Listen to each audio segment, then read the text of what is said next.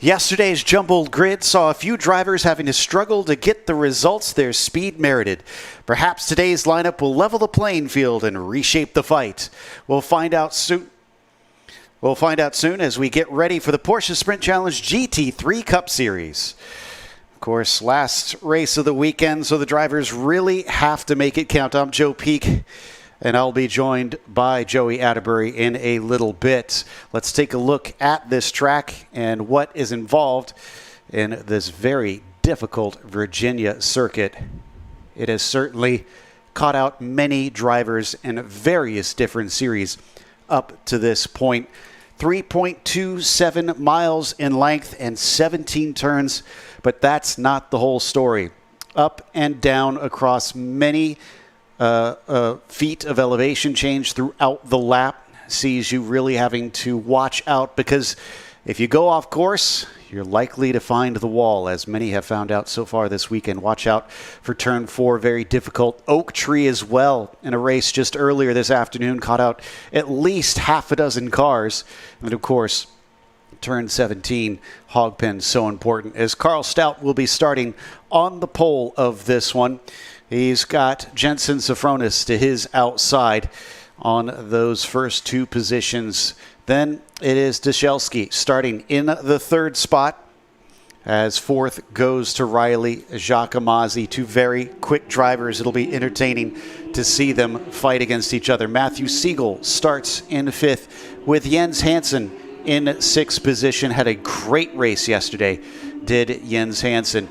Dave Musial Jr. will start from seventh as Blake McGovern begins in the eighth spot.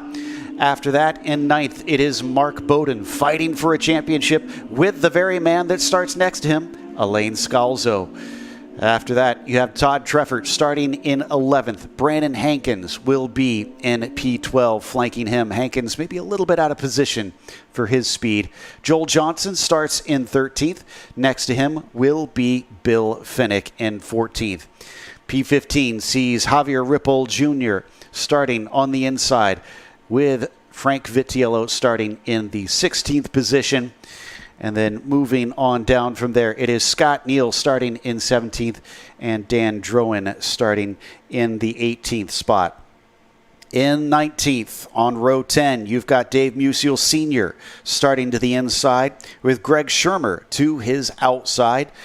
Row 11 sees Grady Willingham in 21st. 22nd will go to Sean McCaig. From there, 23rd is John Gardner, followed by Reggie Tartaglione in the 24th position.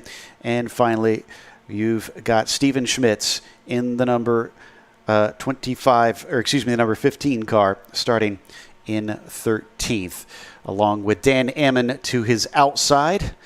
We've got Chris Hutter and Evan Hinkle, although I do believe that we will not see either of those cars starting in today's race, which just has half a pace lap to go, and then we will be on our way for today's event. Last race of the weekend of all the series competing here today. And it's very, very hot out, 90 degrees Fahrenheit, but more than that, extremely muggy. The air is thick.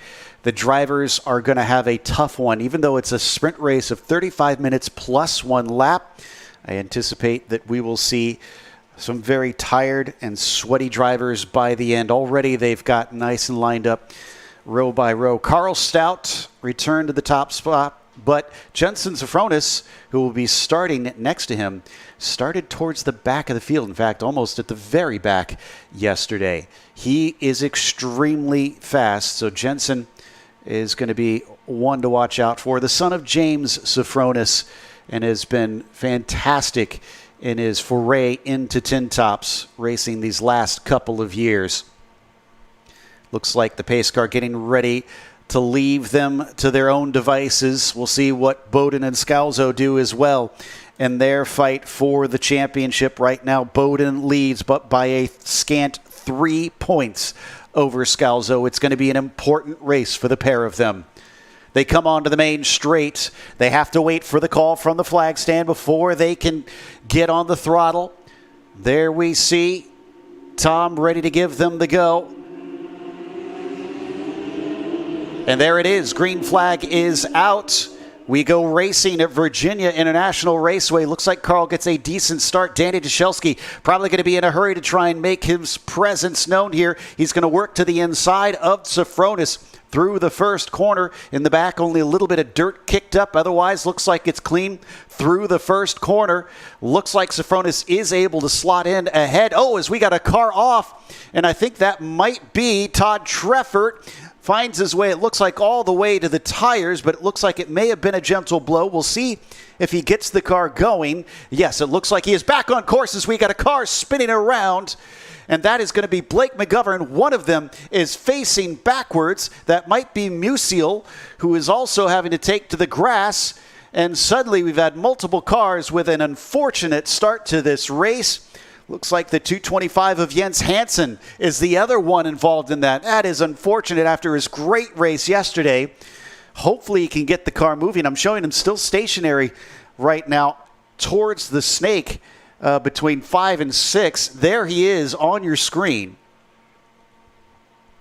Not sure what could have happened with the car because it didn't seem like I saw a big hit unless there was something initially that maybe cost him. But he's facing the wrong way. Carl Stout continues to lead the overall. Sofronis in second, and then Danny Dashelski sits in third. Without that car getting moving, they are going to have to call the full course yellow unless he can suddenly start moving along, because already you can see we're heading down through the roller coaster into Hog Pen. Carl Stout will lead the first lap, but not by much. Danny Dashelski is right behind him. He managed to get by Sofronis somewhere on the back straightaway. Danny was certainly the biggest threat to Carl at Circuit of the Americas just the last round. In fact, he's threatening him down into turn 1. Good news is the 225 has gotten going. We will not go yellow, although the 234 is now showing that they might be stopped. That is out of turn 12, Oak Tree. Not sure what is going on there. Meanwhile, we continue to watch our leaders. It looks like it's a good one for Carl Stout up ahead of Dashelski. Sofronis starting to drop back just a little bit. The gap at about half a second. And we're joined by Joey Atterbury. Joey, a couple of incidents here at the start, but the big story, I think, is Dashelski is holding on. Oh, that's a great start for Danny, especially after yesterday didn't have the grid position that he was really looking for. And so now with that track position, he can put the pressure on Carl Stout throughout the entirety of the race. A totally different complexion for him today. Now I'm watching to see if the 234 can be seen here, because he might be stopped inside the X. There he is right there. So that's the good news, is he's outside of any of the racing space. So we do not need to go full course yellow for that car. He's in the support pits right now. Poor Jens Hansen, though, he is about 3/4 of a lap down on our leaders because there was no full course yellow. So he almost needs one at this stage to try and get back in the hunt on this race. Especially being down so far track position so early, it can make it so difficult to make up that lost ground as we see Stout and Dashelski starting to edge it out over Sofronis that little bit. So seems like we've got a top 2-car breakaway, and then really it's that next 3-pack of Sofronis, Siegel, and Giacomazzi. Much less of a defense from Stout this time into turn 1. Dashelski maybe not quite as close to him. That's good news if you're Carl. Bad news if you're Danny.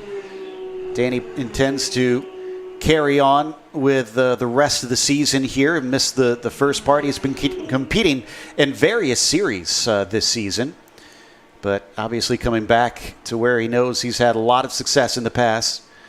Now we have a replay, it sounds like, on the start. Let's see which incident we have. This is, at least that is the car of Treffert that went off initially. Did a great job keeping that from going fully to the tires. Now let's watch Jens Hansen here. Oof. Oh, in contact with McGovern, who maybe got a little bit pinched. So strange that it took... Great job from Jens, though, to realize the cars were splitting him on both sides and kept the car rolling. Absolutely. And then I didn't quite see who the third one was that took off there. Initially, I had reported Musil, but I'm not sure how accurate that actually is. Yes, it does look like he's down towards the back, so it may have been him. In the meantime, on screen, we have a battle between Sofronis and Siegel, but Siegel is not able to sneak through. We turn our attention back to Deschelsky and Stout, and Danny looks very close right now. If he gets a good run out of Hogpen, he could be a real problem. Carl Stout doesn't usually have to play rear guard too much, but whenever Deschelsky shows up to these sprint challenge races as well, it is always neck and neck between these two young guns out there, really proving themselves up through the road racing ranks. Just watching the attitude of the cars going into turn number one, certainly seemed like Deschelsky, when he jumped on that brake pedal, certainly had a lot more pitch in the car with the nose coming down. Now, don't read too far into that, just something that I observed. Ooh, and you know what? It's not just Sofronis and Siegel. Look at that. Riley Giacomazzi in there, who took an excellent second place yesterday, fighting his way up to a podium finish. Looks like he has his sights set on maybe doing it twice in this weekend if he can get by both of these cars. If they start fighting, he could see an opportunity open. A lot of times that's how it works, especially with how equally matched all these cars are, and call it a spec series. Sometimes the door just opens when two cars are battling in front of you, and that third car in line can certainly take advantage if he's close enough.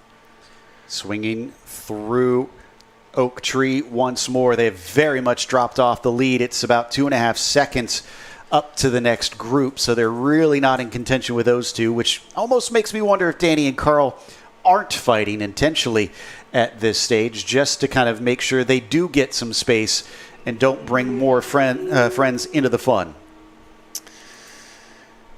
Very good racing going on, top two, and then, like I said, a little bit of a three-car breakaway as well. But I think most importantly to consider, since we are multi-class out here, these top five cars are in that same Pro-Am class. None of them are Masters. Mark Bowden currently leading that Masters category, 6th overall, but these front five all duking it out for those championship points. Yeah, and remember that Bowden versus Scalzo fight, incredibly important.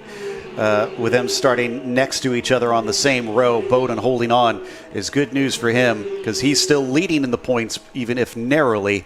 He needs to try and stay ahead so that Scalzo does not retake that points lead. Sofronis responding in the meantime. He suddenly finds a few more car lengths between he and Siegel. And that was crucial, especially going into this section just a lap ago. Siegel was just all over the bumper, so I think that Jensen is very happy to look in that rearview mirror, realize he's got a little bit more breathing room. Don't necessarily have to worry about hitting everything perfectly, and that's usually when the driver can solely focus on their driving ability and also not make any mistakes. Now, I'm seeing that McGovern and Hansen are under investigation for the incident at the start. We'll see what race control says. We can't lose sight of the fact that McGovern also kind of suffered from that. He's all the way down in 17th after he started this race in 8th overall. So he certainly took his own little pain out of that one. Meanwhile, it was looking like maybe it was going to be Giacomazzi threatening on Siegel, but he suddenly seems to have had a bad exit onto the back straightaway, and now it's down to 2. And speaking of McGovern, Blake is still trying to work his way forward.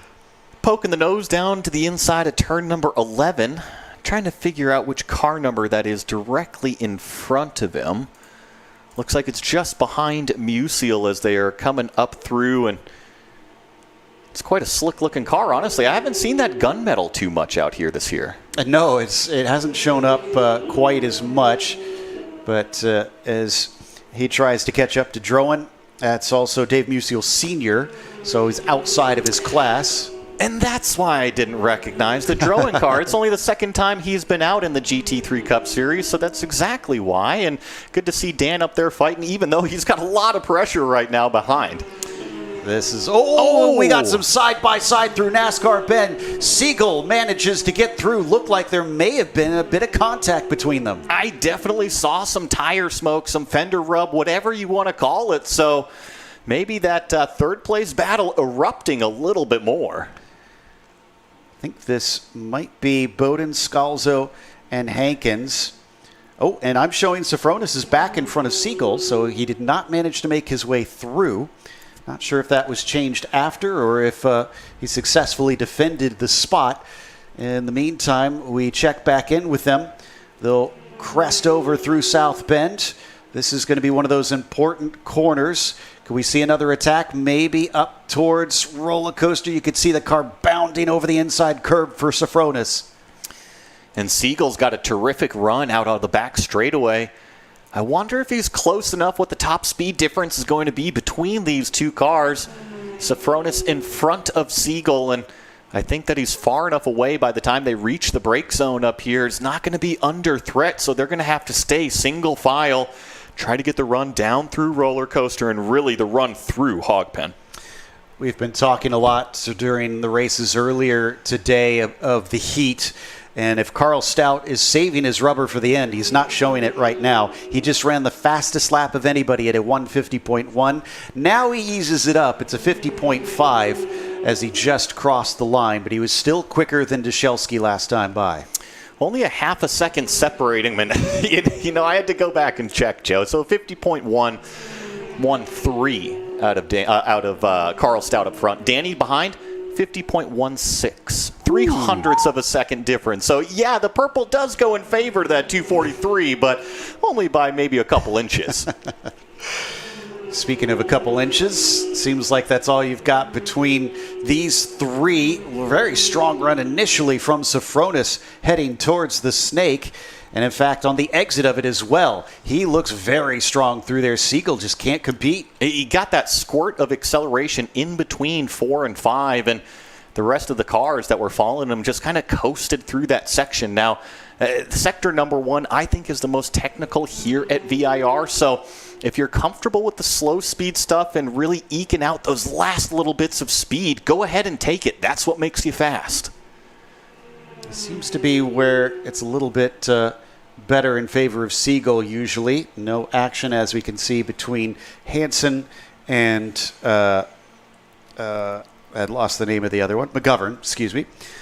So they'll just have to carry on racing. Maybe have to have a little discussion about it post-race, no doubt, between the pair of them. Meanwhile, Jacques Amazzi falling backwards. And in fact, no, that's not Jacques Amazzi we're looking at now. That is Joel Johnson, I believe, that is catching up to somebody. That's Ripple Jr. Yeah, you're spot on with that call right there. This is entering turn 14 brake zone, and Joel Johnson sneaks to the inside really loose. Did you see the car skating out? And they're still side by side down through what is turn number 15, and Joel has to settle for settling back in behind the 291. I wonder if Javier even knew that was coming, because it seemed way far back, and Joel just mighty on the brakes to try and chuck it in. Now remember, Joel is in the Masters, Javier is in the Pro-Am, so that's not for class position. But for Joel, he currently sits on the podium. He wants to catch up to Scalzo, who sits in second in that Masters class. And this is back up, and actually we're going to jump around just a little bit here. Find this group of cars that we were just calling. So this is that Joel Johnson battle. And you can see the 291 just actually eked it out a little bit more. Call it down through Hogpen into turn number 1. So keeping Joel at a little bit of a stiff arm distance. But this is a good 4-pack here. And in fact, behind Johnson, Bill Finnick and Grady Willingham are both in his class. So if he could get by Javier, he probably would really appreciate it, because that would make life just that little bit easier for the multicolored car. But so far, no success. Based on what we saw last lap, I have to imagine he's got a good shot if he's this close by the time they get to the roller coaster. I think really the key is this run through here, turn number 10, so you're close enough by the time you enter the brake zone for 11 and 12 to be able to capitalize, really roll the speed through turn number 12, which is Oak Tree here at VIR. But I don't see it happening here. I think all the gaps pretty equal distant between these 4 cars. So unless somebody makes a huge sort of mistake, I think it's going to stay the same at least until the front straightaway here. Greg Shermer had a bit of an off there at turn 4, so that's why we were able to get going back green flag racing as he didn't hit anything, or at least that we can tell. Ooh, there is a little bit of a look as it looks as though Willingham is going to try and overtake Fennick, but to no avail up through the roller coaster. That could free up Joel Johnson with less pressure from behind. I see a big dust cloud kicked up from some cars in front of him, so somebody might have had a little bit of a wild ride, or at least put two wheels off on the exit of turn number 17. But here comes Joel Johnson. He took a look down to the inside and kind of forced Ripple Jr. to put the car in a defensive manner and then moved it back to the racing line. And now it looks like they're side by side coming out of two. Better exit from Johnson, but he's on the wrong side of the track coming up into NASCAR Bend. We've seen a few cars go off recently there. He avoids that pitfall, tries to cut back, but doesn't get it done coming out of turn 3. He'll have to sit and wait another time by. Just want to give a quick touch on it. We don't have to go there, but Stout and Dyshelski still only half a second apart. I don't think that there's going to be much separating those two drivers for the next, call it 19 minutes plus a lap here, as you see this pack right on our screens here, really using up every width of the track on the uphill S's, trying to make that part as straight as they possibly can to carry as much speed. The 298 is Dan Drowan there down at turn 1. Easy to outbrake yourself in that corner. Oh, look behind them, though. Willingham and Fennick are once again nose to tail, although we could have a pair of battles as Joel Johnson looks like he might be threatening the rise to the top of the hill here. You can see the cars as they head down the other side, but then they have to line themselves up, and much like we saw before, he is extremely good slowing the car down, better than Ripple Jr., and now he's by. I wonder what the pace is going to be now that he's got a clear windshield, right? Because he's got several seconds to make up in terms of catching the car in front of him.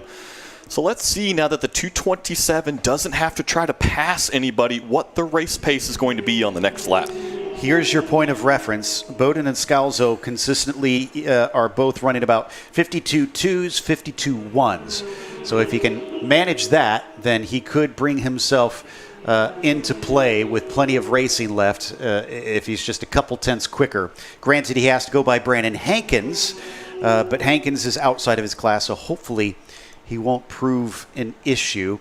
Meanwhile, it looks like Dave Musial is starting to catch up to, I believe that is the 264. Yeah, I think it's Vitiello that's just in front, and then Neal in that 264. You're right. 3-car battle that was just going through what was turn number 2 and 3 at VIR, while we jump back to what is the argument for third place, now fourth place, because Jensen Sofronis is taking off down the road. I'm sure he appreciates having a little bit more breathing room at this stage, although he's got 9.4 seconds up to Dyshelski and Stout, so just has not been able to keep pace with that pair. At what point do we see the Belgian and the American start to tussle for that top spot, especially since Dyshelski had 2 second places at COTA, and then unfortunately a bit of a bad race yesterday, so didn't even get onto the podium here at VIR. He's going to be hungry to get back to the top spot. And I'm with you. You know, when does the battle actually happen? Because I think that they're both patiently waiting. They've grown a big enough gap. Oh, that's pretty close. I think this is Willingham a little bit further back, and Joel Johnson, I think, had lost the position to Javier Ripple Jr., so that did not go to plan for Joel Johnson after he got the clean windshield, and it looks like the 210 had a little bit of door-to-door as well. Interesting. Not sure if they managed to come to blows. He might get it back here coming into turn 1 as we see both of them close to battling, but a defensive posture there from Willingham will prevent Fennick from retaking the spots. And we saw this last time coming off of turn 1. Joel Johnson gets the throttle down so much better. He passes him just on corner exit alone. Oh, but running really wide. This is going to be narrow going into turn number 4. Ripple Jr. on the inside. And you saw Willingham thinking about trying to take it 3 wide. What about the over-under right here? Can't get underneath Joel Johnson, but this 4-pack is putting on a show. I don't think Javier is going to be getting a Christmas card from Joel. He's out of his class and is fighting him hard. Javier is behind Brandon Hankins, but by 12 seconds, so he's not exactly close. We got another yellow flag at 11 and 12 once again. And it looks like that was a short one.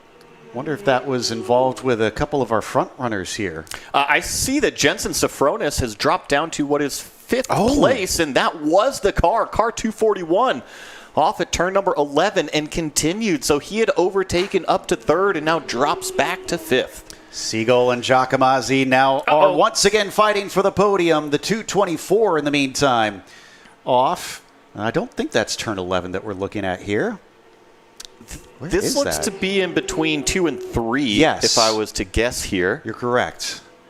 Get it back on the track directly in front of the leaders. And now this is going to be a nervous moment. It looks like Carl's down to the inside, and Deschelsky is able to follow him through as well. Yep, that was Reggie Tartaglione. I think he saw that those were the leaders, let them through, knowing this is an important battle here. Might not be championship implications, but definitely some pride on the line between two extremely fast drivers here in Porsche Sprint Challenge North America Cup car competition.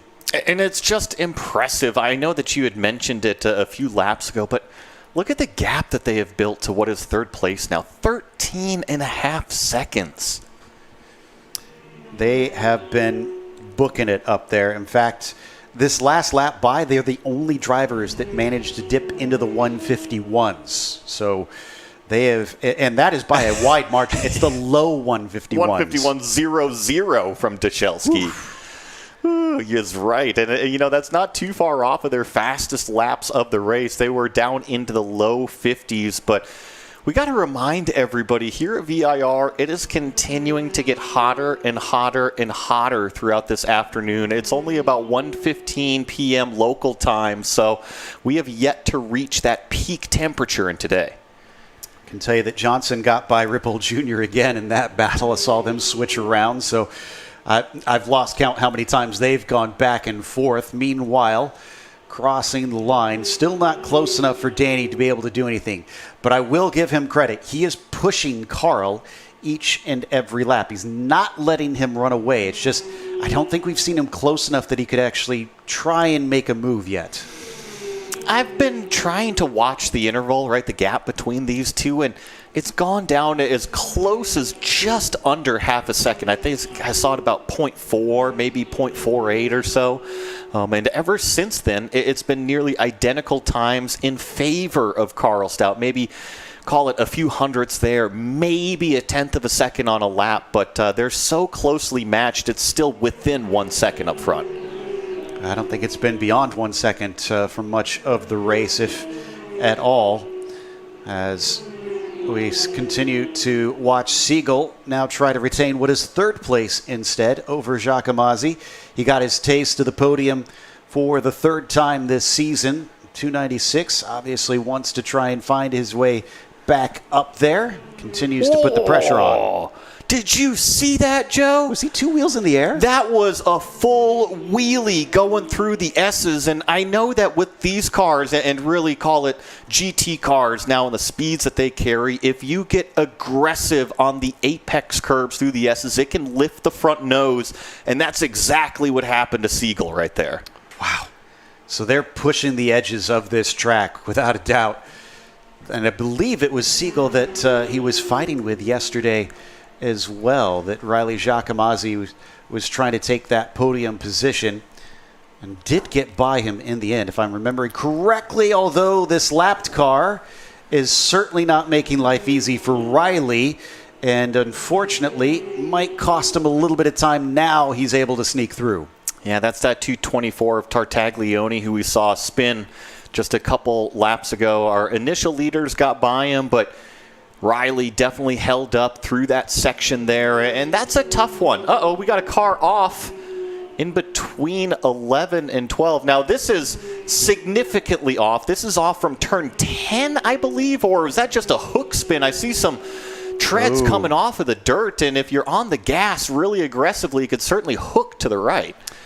Yeah, that was the 264 that had those issues. I'm with you, because initially I thought also they came from turn 10, but no, seems to have just had a very loose moment coming off of 12. They'll thankfully be able to get going. That is Neil that had that issue. And trust me, you can get over to that section of the grass from turn number 10. I've done it plenty of times in iRacing. What about in real life is the question? No. Okay. As we watch the top two, now at 15 seconds ahead of Siegel. Blistering pace for Danny Deschelsky, who is in the orange car. And then the green and white is Carl Stout. We're hearing another yellow flag, this time at turn 1, I believe, for the 291 car. Yeah, that's Ripple Jr., and remember, that was the car locked into battle with Joel Johnson. And it hasn't been a short battle either. So I'm sure they've gotten to know each other over the last few laps. That makes me wonder if there's more to the story than just a simple off. But I don't want to speculate too much. We'll see whether we can get any information on what happened there between the two of them potentially. As we once again return to the main straight, we're under 10 minutes left to go in this race, and still Danny just can't make those last couple tenths to get where he needs to be. It's excruciating, right? It's so close that he can almost touch Carl Stout, but where do you find those last little bits of speed? And actually, Carl really hugging turn number 1 there, trying to take the shortest distance around, and you saw Danny out wide at the exit of turn number 2, so I think two different methods right there. Carl trying to maybe conserve and take the short distance, while Danny is just trying to muscle the car around the racetrack, use the car control, and now that we're under 10 minutes remaining, he's going to have to try even harder if he's been doing that the whole time. That was one of the bigger gaps we've seen in some time between the pair of them coming through the snake. This is also, I want to say, a bit of a different scenario compared to what we're used to with Carl Stout. Danny has fought him in a couple of the previous races, kept the pressure on, but before Danny showed up this season, Carl's mostly seemed to have run away with the race wins. This one, he's having to work. A different complexion, right? As I call the Bob Ross landscape, right? He's painted some different happy trees this time. Maybe they aren't so happy. Maybe they're a little bit angrier trees in the rearview mirror for Carl Stout. Maybe feeling a bit of nervousness as well, feeling the pressure of that 252, continue to try and force him to make a mistake. So far, none forthcoming from Carl Stout. Just has to make a few more laps and keep the speed up to make it a hat trick of wins. We'll instead check back in with Scalzo. Now, has he dropped off of Bowden? Yes, he has. He's about 3 seconds behind him. That's what I'm seeing as well, 2.985 seconds. Yeah, call it rounded up to 3 seconds. And Mark Bowden, I think, coming into this weekend, you were mentioning just the podium run that he's got. As we've got a car off, I believe this is coming down the hill through roller coaster. I can't quite see which car number it is, and maybe we'll reference our marching ants, but there's a bunch of them right now, and it looks like he is rolling now, so the car will continue. Looks like it's the 223. Indeed it is. That is Schmitz having a little bit of a hiccup with another easily identifiable car, once we can at least see the paint on it over the Armco. Thankfully, we stay green, knocking on wood, because we had a heck of a caution period yesterday, unfortunately, in the Cup race. This one, though it hasn't been completely clean, it has at least stayed under pace. Once again, I was pointing out maybe the line difference between our top two, but even these drivers that we just saw exiting turn 2, kind of the same thing. Elaine Scalzo more in the middle of the road, while Brandon Hankins was just using up every single bit of track width, really making those Yokohama tires work today. Yeah, Brandon Hankins up from 12th overall, currently running in 8th. He sits 6th in class. Used to seeing him maybe a little bit farther forward, but not too bad of a day. Scalzo is outside of his class, so if he gets by him, it won't do much for him other than give him some clean air.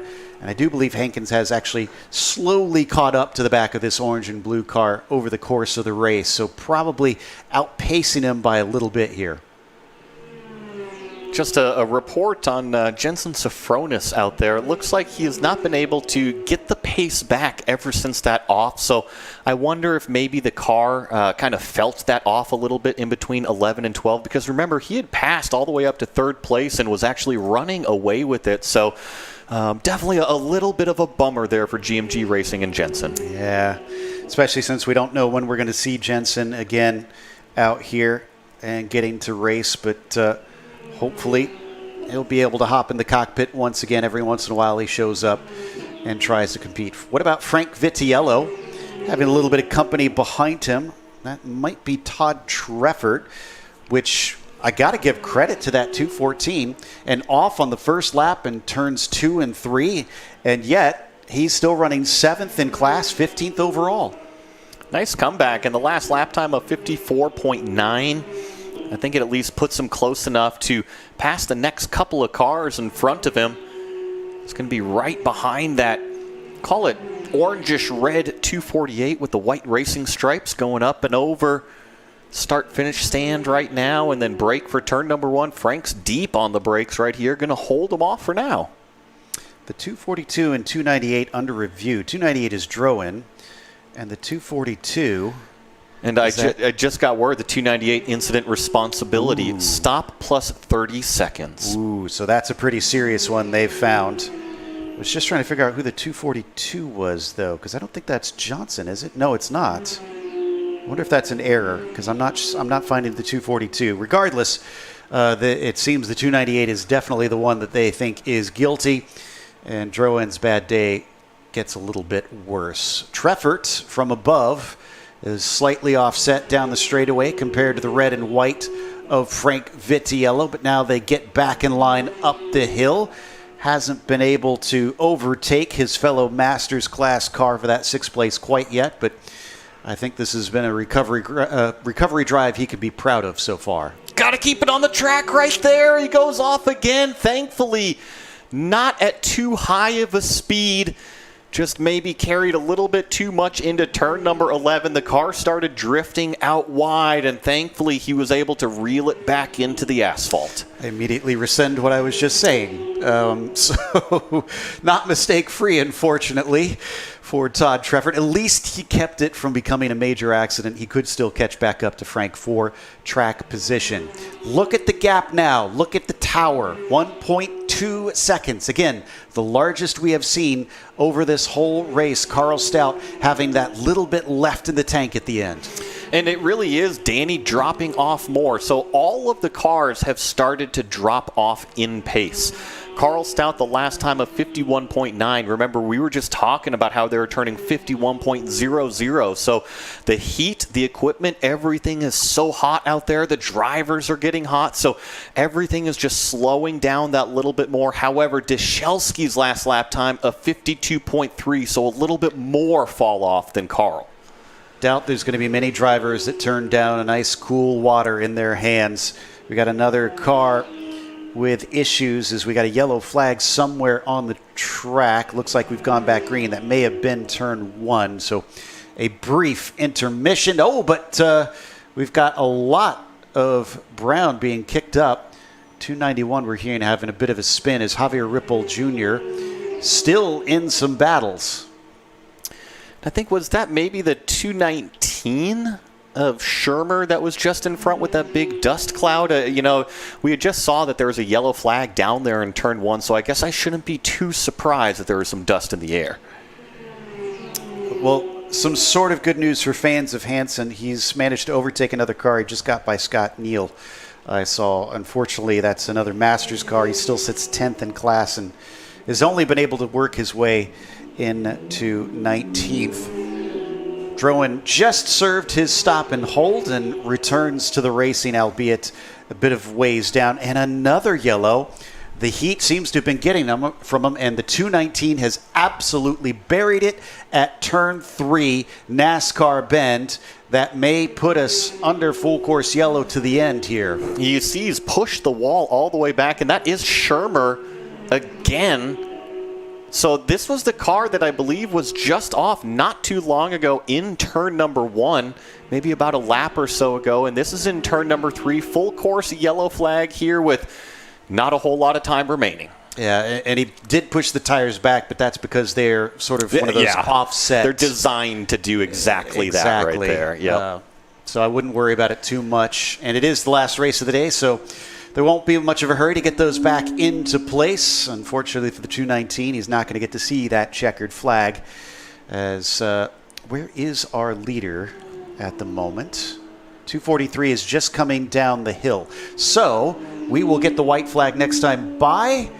And Shermer will get the car rolling. Looks like he's actually just going to drive it back to pits. Yeah, he is, and this is totally okay. You never want to see a car go counter track, but he was so far off track, and he saw the break in the wall. That was absolutely all right. Yeah, I don't think they'll yell at him for that one. Understandable, too, because it looks like it was a pretty big hit, so I don't think he wanted to try and limp it around the circuit. Meanwhile, there is that white flag. And Carl Stout will take the win over Danny Deshelski as long as he brings his car around one more circuit. And that will be it for Carl to return back to his winning ways. Matt Siegel will take the win over Jacques Amazzi in that battle for third, getting onto the podium once again. And Bowden is going to extend his points lead by 6 more points over Scalzo. Well, a little bit of an anticlimactic ending. However, we had seen the cards be played between our top two, right? I think that Stout was really starting to take a commanding lead. It had been half a second and then it grown up to 3/4 of a second. And then eventually, call it about 85% of the way through this race, maybe even 90% of the way through this race, he finally got that leg up on Danny Deshelski, and he was continuing to pull away. So, yes, the yellow flag will kind of slow it down for the finish, but I think that Carl was in a commanding position. I've been very, very impressed with Matt Siegel this year as well. A great job on another podium. He's the only other driver who has won this season in the Cup Series besides Carl Stout. So he came over from the West Series initially and made his way into the North America Series and has embedded himself. I think it was a great choice for him to decide, you know what, I want some more competition, and he's found it. Yeah, and if I remember correctly, I mean, the first time we saw Danny was in a Cayman, right? It was a Cayman GT4 car, and then he quickly jumped up to those GT3 Cup cars and, like you said, has found a very, very nice home out here. And the performance level, certainly there as well. Yeah, both Deshelski and Siegel really showing well today. Danny Deshelski, again, not fighting for a championship this season, but I do think he is going to be a real thorn in the side of Carl if we've seen anything so far from COTA and here at VIR. 2 more weekends to go, 4 races to try and wrap it up. Can Danny manage to beat Carl is now the question, because he has finished ahead of him on the results sheet, but not necessarily on track per se. As round 2, the front straightaway, Carl Stout will go back-to-back here at Virginia International Raceway as he wins in the Pro-Ams for GT3 Cup. Behind them, crossing the line, Mark Bowden strikes back at Scalzo and pulls back ahead in the championship by 9 points ahead of his rival. Well, an absolutely fantastic weekend of racing. I'm going to let Joe Peak head on off down to the podiums where he will be interviewing all of our class winners once they complete their cool-down lap behind the safety car. I still see, call it a handful of cars out here on the back straightaway still completing today's race. I think that puts it into picture how far out in front Carl Stout and Danny Deshelski really were. I think they had built that gap something like 14 or 15 seconds just on third place alone. So the rest of the cars, even though that it is behind a safety car, were so far back in track position, they are just now coming through what is hog pen and out onto the front straightaway. This is our class results. I'll go ahead and read them out for you. Carl Stout winning in GT3 Cup Pro-Am. Danny Dashelski certainly gave him a run for the money, and you see those fastest lap times, only 3/100ths of a second between those two young guns out here. Matthew Siegel with a nice way to cap off the weekend with a podium finish in third. Riley Giacomazzi is going to finish in fourth, with Jensen Sofronis slipping back to fifth after a little bit of a incident back there at Oak Tree. Brandon Hankins is going to be sixth. Blake McGovern seventh. David Musial Jr. in 8th. Javier Ripple Jr. in 9th. Jens Hansen falls back to 10th after that early incident. And that's actually it for our Pro-Ams that participated today. We're going to go ahead and hop on over to our Masters results. Mark Bowden claims that win with the championship firmly in grasp there. That was some good points there for Fall Line Motorsports. Elaine Scalzo, the 222 after winning yesterday, comes home in second today. Joel Johnson rounding out that podium for JDX Racing in third. Grady Willingham in fourth. Bill Fennick in fifth. Frank Vitiello in sixth. Todd Treffert in seventh. David Musial in eighth. John Gardner in ninth. Scott Neal in 10th. And then we do have another page of results here. Dan Drowan is going to finish in 11th with Reggie Tartaglione 12th in class. Schmitz 13th.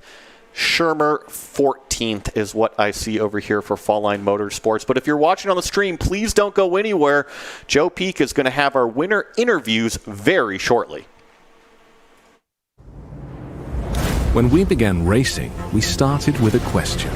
Can a dream become a legacy?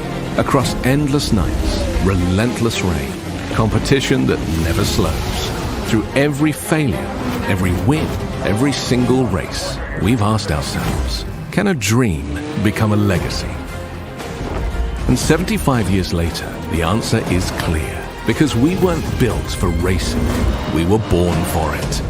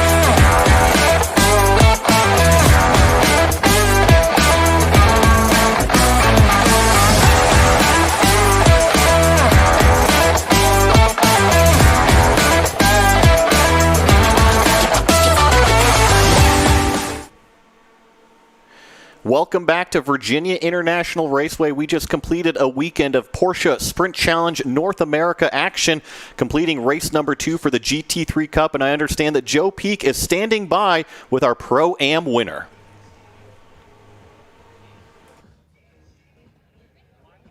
We've got Carl Stout, our winner, who's now got a three-peat on his hands, extending his winning streak. But this one came with a lot of pressure. Did you feel that from behind with Danny Dashelski so close all race? Yeah, I felt like Danny was better on a short run and the tires. I felt like my car was kind of getting a bit worse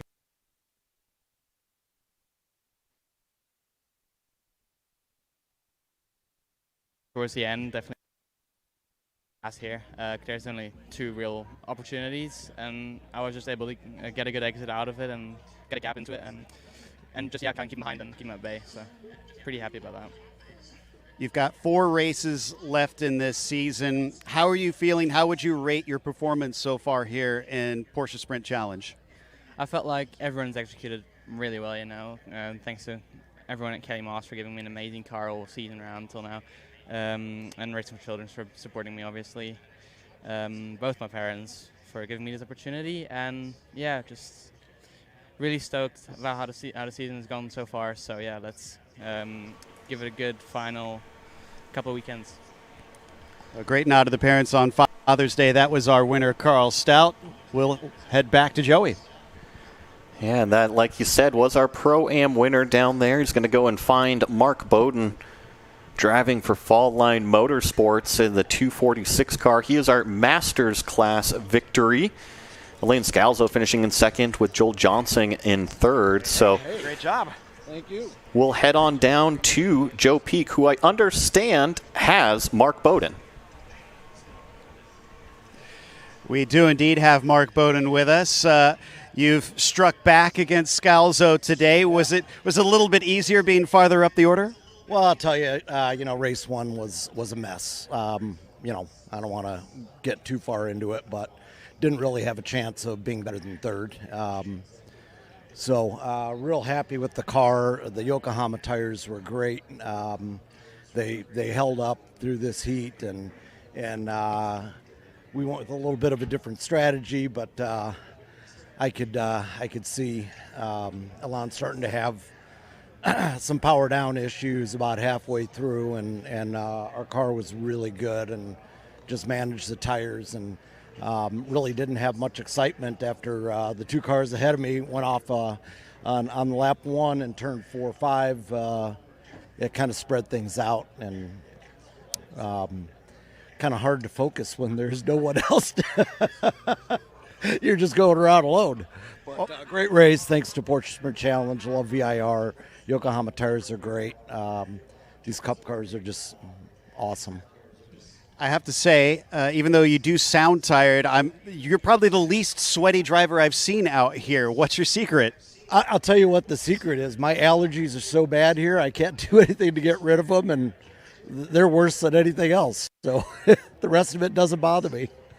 All right, great stuff. That's our winner, Mark Bowden. And that's going to wrap up our racing for this weekend here in Porsche Sprint Challenge. Thanks for joining us. We will return at Road America. But until next time, race clean, race hard, and we'll see you on the track.